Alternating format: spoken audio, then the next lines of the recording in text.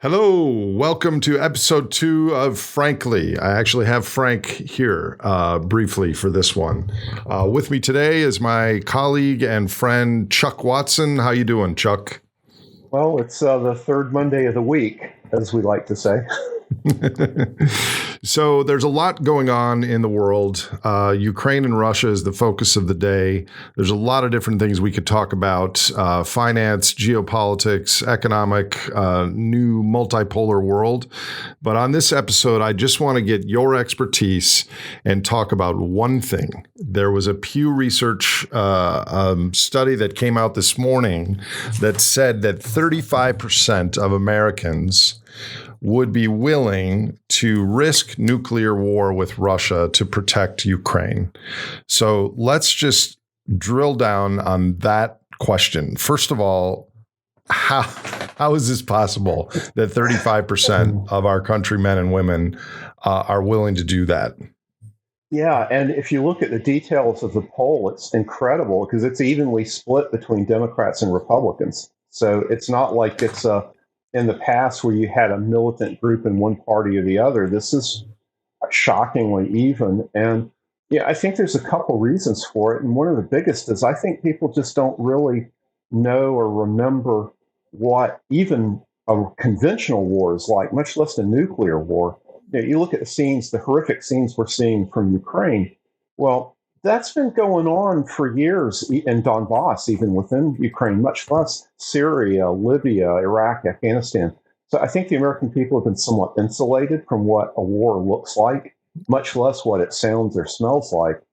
And so that means that when you start to try to describe how horrific a nuclear war is relative to a conventional war, there's not that much perspective there. They look at it and go, oh my God, conventional war is so bad. How can it be worse? Well, it can be a hell of a lot worse. So that's the first point. One thing I learned yesterday, I did a podcast with Tom Murphy, who told me that in the Myers-Briggs analysis, which is just a guide like anything else, but the sensing or the perceiving that 73% of humans are sensing, and the other 27% are the more intuitive, abstract thinking.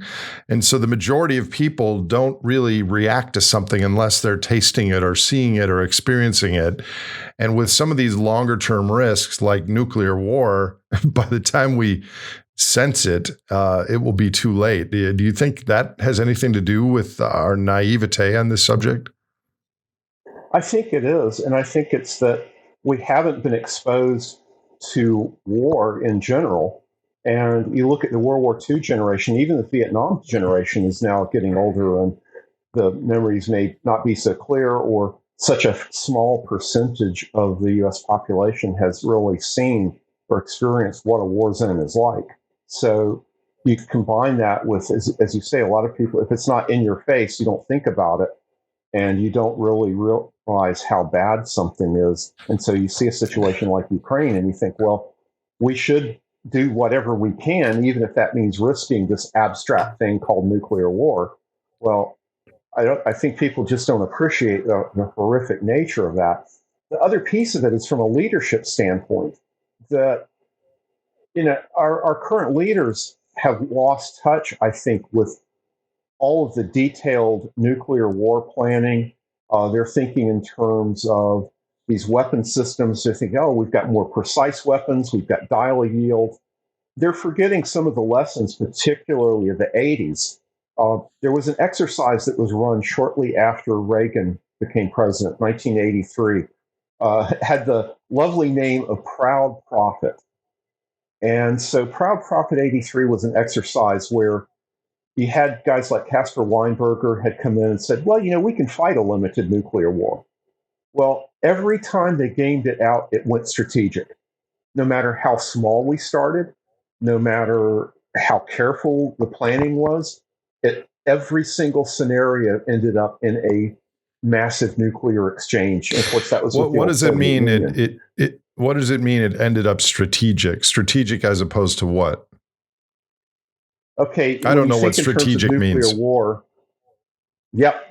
When you think in terms of nuclear war, you try to classify it into three broad categories. There's tactical, where you're using relatively small scale, say kiloton sized devices, maybe up to 10 or 20, a Hiroshima sized bomb.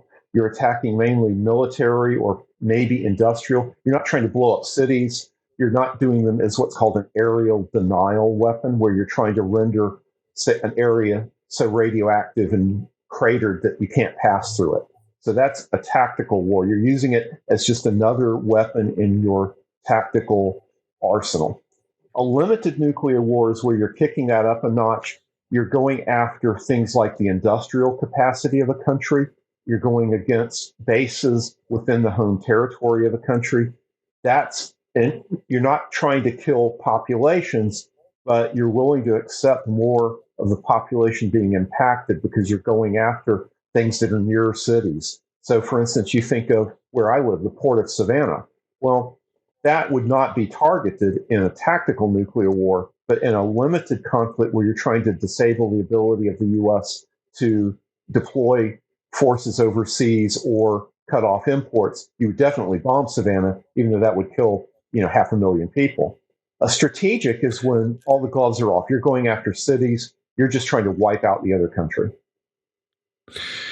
And is it, leaving aside the U.S. general public for the moment, do our leaders understand the distinction between tactical, limited, and strategic? I mean, certainly the military people do, but our Congress people and senators, yeah? The military people do. And I think that the military people also understand that there's a lot of gray areas between these. And also, you're depending an awful lot on the enemy doing what you think they're going to do and reacting the way that you would. And that to me is where the greatest danger is from a military standpoint is I don't think our current generation of military leaders really understands Russia or Russians or how they think and how they calculate.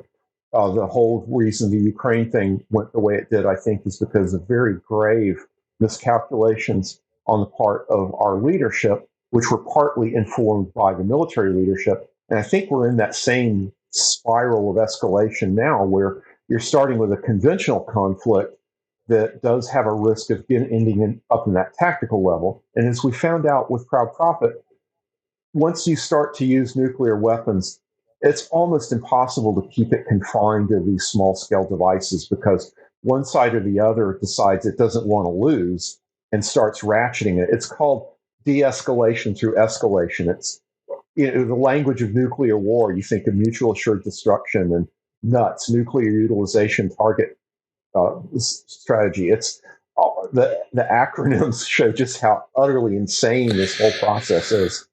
So we talked about that, and I encourage people who haven't listened to it. You and I talked about this 3 months ago on a podcast where you accurately kind of foreshadowed what is unfolding right now in the Ukraine. So let's move on to that. So mechanically, militarily, strategically, how can the Ukraine situation actually lead to a nuclear war? Walk me through that. Yeah, Nate, it's frightening. And again, I don't think that the leaders, people that are calling for a no-fly zone, or even this morning's announcement with Biden about pumping more weapons into Ukraine, realize how dangerous that path is, because we're starting conventional. And again, the question is, and this becomes psychological, of you're dealing with a nuclear power, and of course we're a nuclear power. Are we willing to lose once we get engaged in a conflict?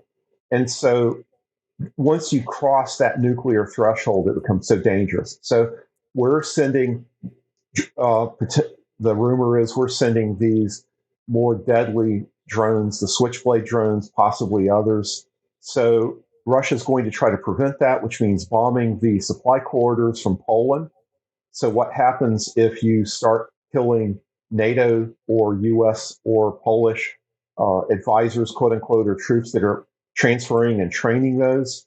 When you have maybe a near miss where something goes over the border, then what happens? So do you then escalate? Do you Russia may well have the ability to prevent these, at least large quantities of these weapons getting into the country by blowing up the supply corridors. Well, there's also an awful lot of refugees. We're now in the 3 to 4 million refugees from this conflict. They're going to be moving through the same corridors that the weapons are going to be coming in. So you're going to have an even bigger humanitarian disaster, which puts more pressure to do a no-fly zone, which means you start to get the risk of NATO forces and shooting down Russian forces.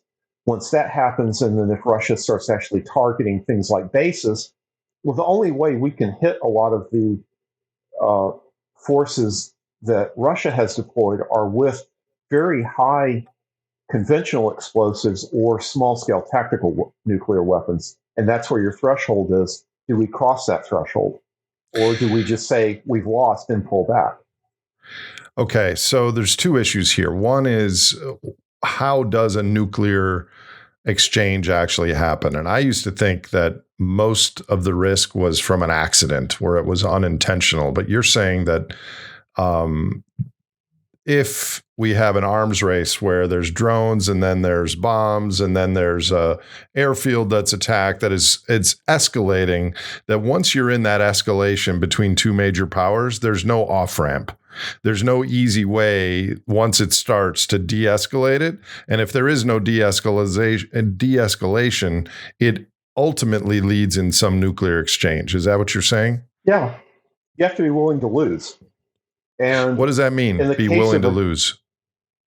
In the case of a conventional war, one side or the other can overpower. And even in the case of World War II, with the devastation inflicted on Germany, they lost militarily. Well, with nuclear war, it's a little bit different, because if you've got an arsenal of nuclear weapons, are you going to be willing to lose a conflict when you know you can start using those nuclear weapons to inflict incredible amounts of pain and destruction on your adversary? So then it becomes this escalate to de-escalate myth, which says that, okay, well, maybe we blow up a city. Do we blow up a city in Europe? If you're Russia, you're thinking, well, we're starting to lose. Do we go ahead and nuke a city in Europe? Well, that's not their doctrine, but that's what people are kicking around. The flip side, I'm actually more worried about from the U.S. side of saying, because Russia has, again, the Defense Department just said a few days ago, they're only using about 5% of their military potential in Ukraine. So the other 95% they're holding in reserve. Well, so if you start to get into an actual major conventional conflict, the fear is they can overwhelm NATO. So you keep going this back and forth. Well, does then wait, the US decide who's only using only using 5%? Russia? Defense Department study is they're only actually using about 5% of their military capacity. Now, the number of troops is higher than that, but in terms of they're not using a lot of the high-powered, they're not using hypersonic weapons, they're not using the extremely high-powered conventional weapons. They're basically slogging it out on the ground. So what are the odds of an accidental nuclear weapon going off, a deliberate one? Can you break that down in this situation? Accidental deployment, I think, is very small. You look, we've had accidents in the past with bombs dropped and lost and that kind of thing, but modern nuclear weapons are pretty safe and reliable. You've got things that can't talk too much about, but like permissive action links, and there's different mechanisms where without command authority, it's pretty hard for the US or Russia to set off a nuclear bomb accidentally. By far the biggest concern is somebody making a deliberate decision to fire off a nuclear weapon for some purpose. Do you do it as a demonstration? Do you do it to try to, if you've got, say, a collapse of Ukraine and the troops are headed towards the border, does a U.S. president decide, well, are we going to stop them before they go into Poland? At what point do you cross that threshold? And you would like to think that they would say, no, we're not, we won't cross that threshold. But the current doctrine, particularly on the U.S. side, is we can use limited nuclear weapons and not have it. We can use tactical nuclear weapons and not go limited or strategic. We can confine it to just these small scale devices.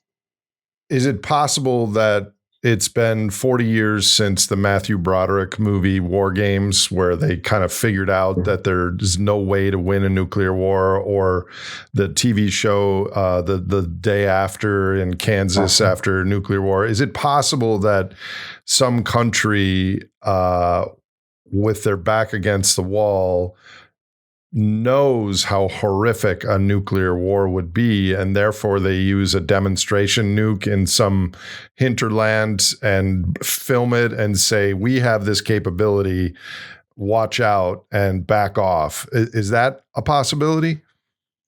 I think that's a pretty small possibility, because I think that you've got to demonstrate a will to use them.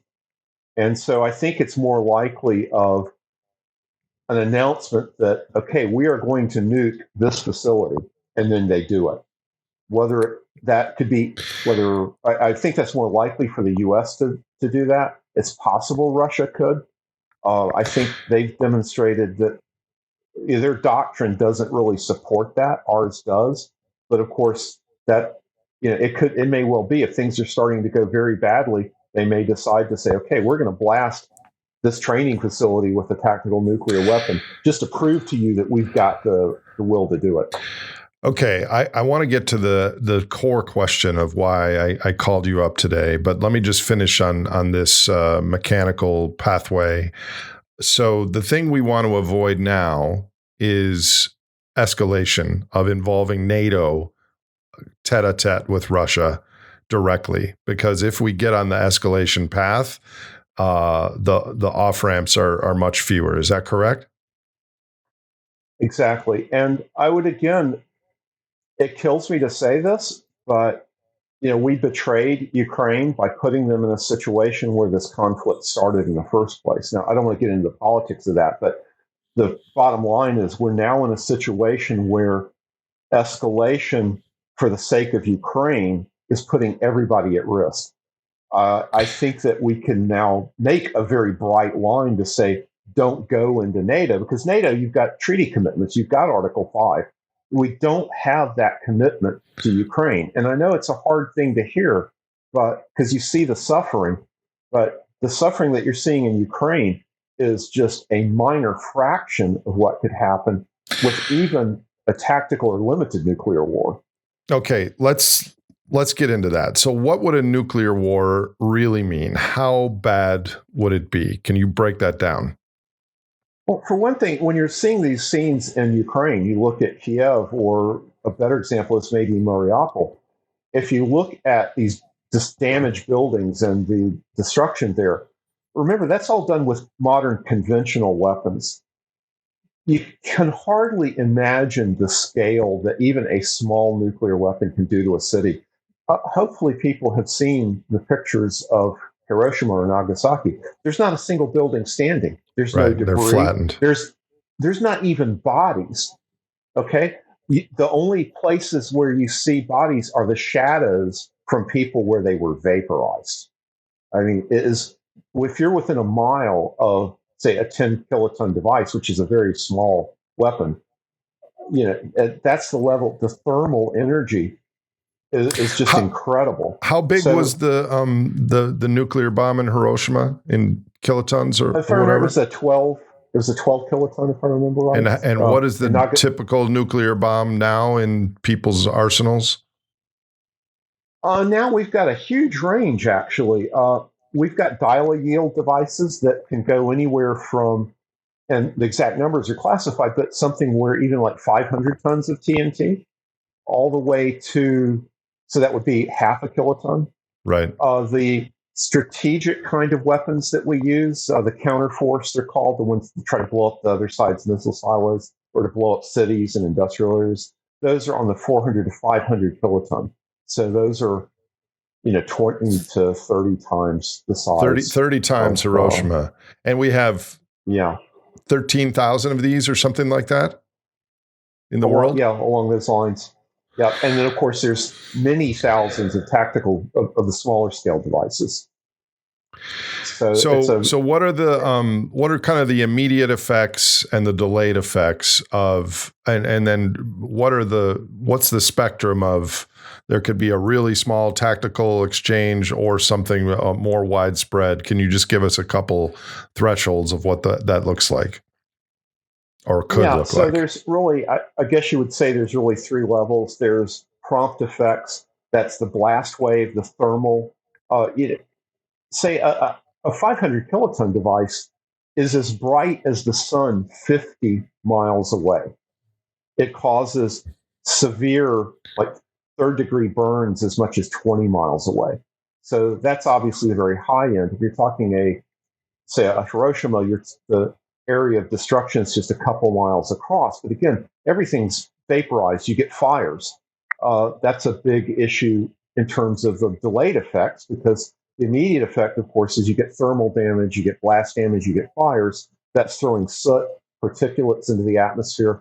The thinking is if you start to get on the order of 50 or 100 even tactical devices exchanged, you're going to completely make a mess of the if it's in the northern hemisphere weather, probably climate effects all the way into the southern hemisphere. Many nuclear winters. We talked about that in the last podcast, that you start to get these downrange effects, but are longer term climate kinds of effects, which, we're talking about crashing the whole Earth's ecosystems with some of these kinds of scenarios. This isn't. And how many bombs would it take to do that? 50, maybe as few as 25 to 50, depending on how they're employed. Could be as many as 100.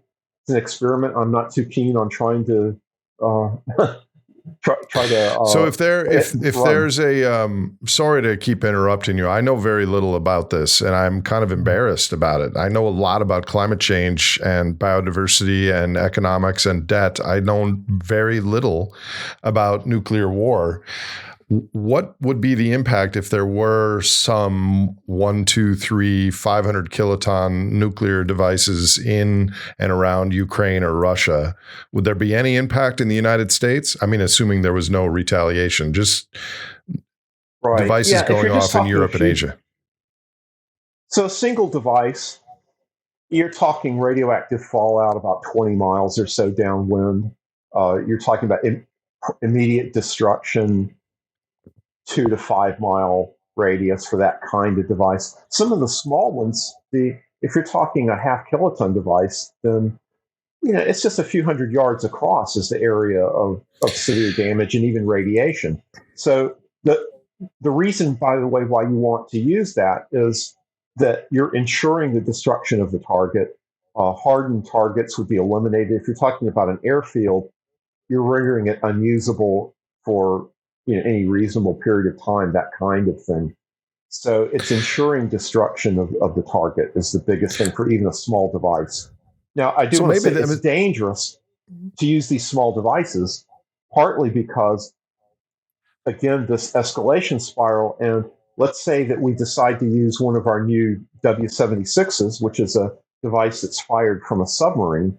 Well, Russia wouldn't be able to tell whether it's a less than 1 kiloton or a 30 or 40 kiloton designed to target some of their larger scale forces. So that's a big risk, is once you cross that threshold, how do you tell whether an airplane is carrying a nuke that's going to destroy a city versus something that's designed to carefully target just one small facility? You can't tell. And that was part of the lesson from 1982-83 with Proud Prophet, was the other side doesn't really know what you're up to and can't tell whether you're trying to be restrained or not.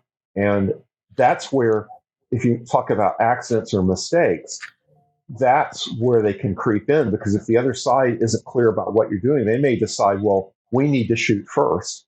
And it's not a Disney movie where Han shoots first in this case. It's massive carnage. So is it possible that it's just hubris then, that, we should risk nuclear war in the Ukraine situation, because emotionally, psychologically, it can't happen here. So if it happens in Asia, it's not going to impact my life. Is that part of the dynamic that's going on here? Yeah, I think part of it is people just don't realize how horrific these weapons are, is one piece of it. Another is, even at the leadership level, the thinking is, well, if we do happen to do that, well, if we even hit a couple facilities in Russia, surely they wouldn't attack the US. Well, I think that's against Russian doctrine. If a tactical weapon is used on Russian territory, their doctrine, their philosophy says you use one in the US, on the US homeland in response.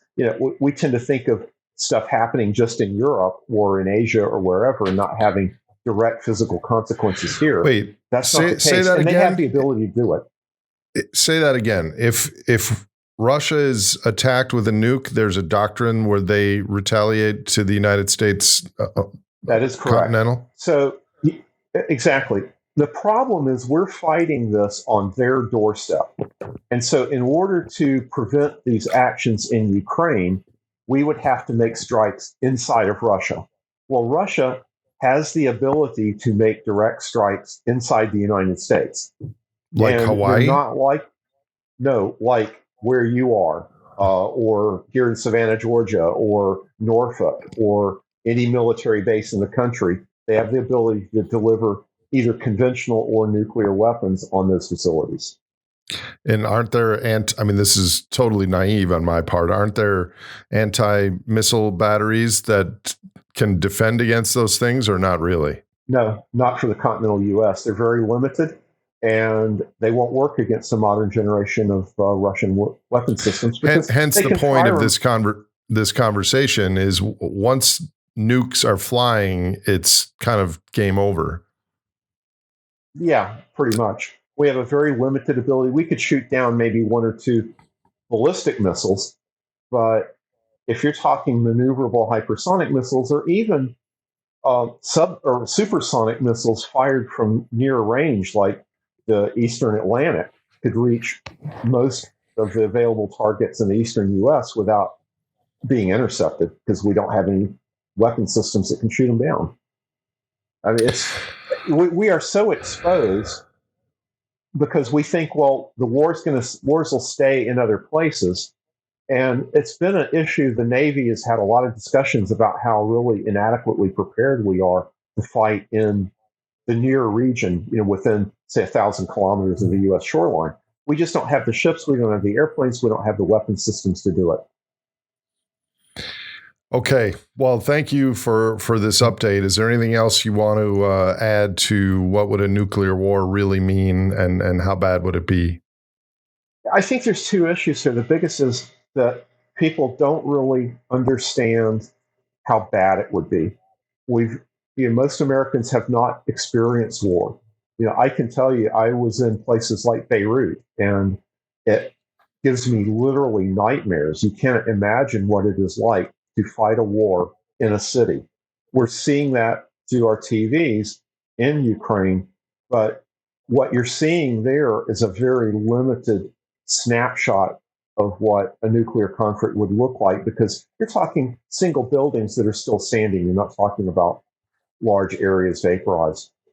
Again, that's not even getting into the longer term things like fallout and radiation and the whole thing. So my big fear is we have reached a point where people don't know how bad it could be. The leaders think that it's possible to win one, and that's a very dangerous combination. Thank you for your expertise and time, Chuck. I hope that we have. It is, but it's an adult topic. It's relevant to our times, and I think more people should be talking about it, and I hope people in leadership are talking about it. We will be staying tuned and hoping for benign outcomes here, and I'm sure I will have you back, my friend. Hopefully to talk about something more or less dangerous, but that's the world we live in, my friend. Great. Thank you. Thanks, Chuck.